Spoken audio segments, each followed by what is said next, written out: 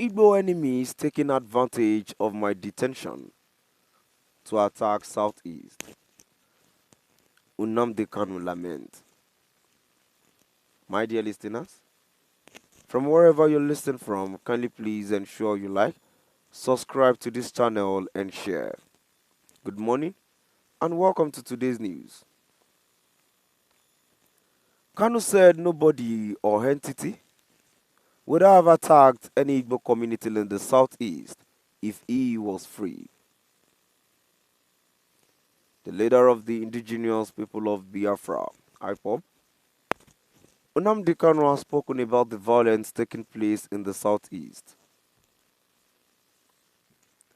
According to him, enemies of Igbo have taken advantage of his detention to attack villagers in the southeast. Kanu said nobody or entity would have attacked any Igbo community in the southeast if he was free. He disclosed this after his routine meeting with his legal team headed by lead counsel Aloy Ejimako.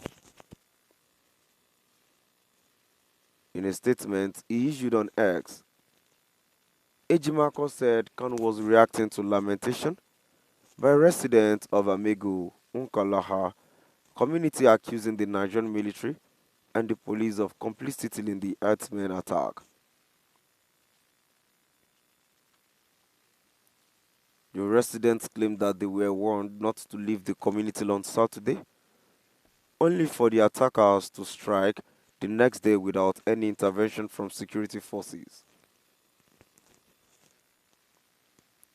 They also noted that the soldiers, after the attack, returned and seized their phones, prevented from them documenting the carnage and alerting the world.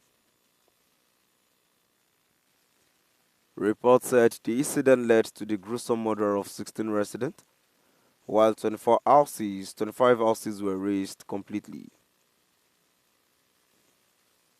However, the statement by Jimako reads, Update.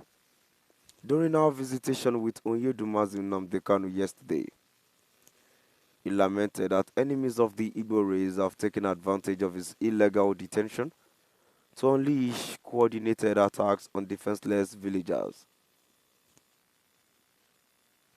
Because had he been a free man, no entity would have dared carry out such an audacious attack against peaceful farming communities in Igbo land. Duodike, the Ikero Achowo Dike is an Igbo adage and it's apt at this time. My dear listeners, now we've come to the end of our today's news. Moving down to the comment section. The first comment here says, who are the Igbo enemies? More than you. You formed ESN, IPOB and other people to sit at home by force. You go to our school on Mondays and bite children, killing people in the market, burning cars, and you are not the enemy.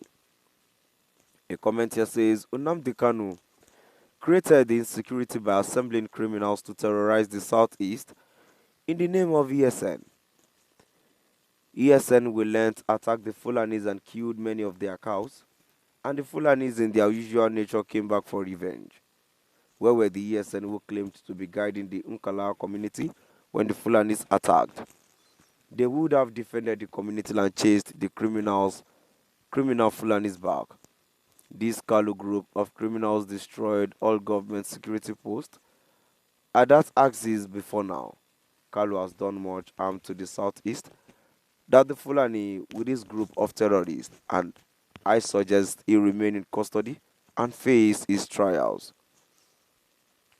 Another comment here says the number of one enemy of Indigbol is Nnamdi Kanu and Simon Ekpa. These two sets Igbo back 30 years in Nigerian political and national life.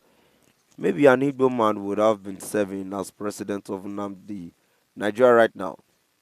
But their fake campaign for Biafra set us back 30 years.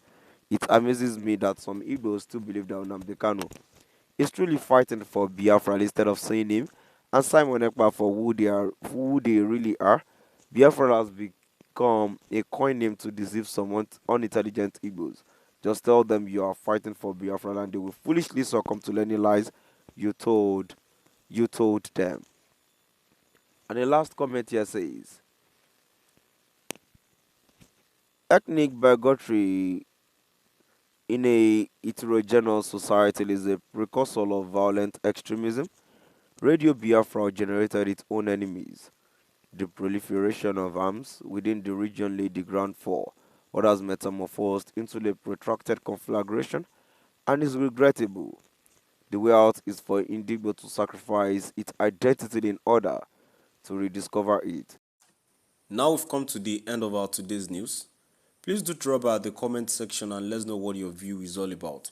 Thank you for listening.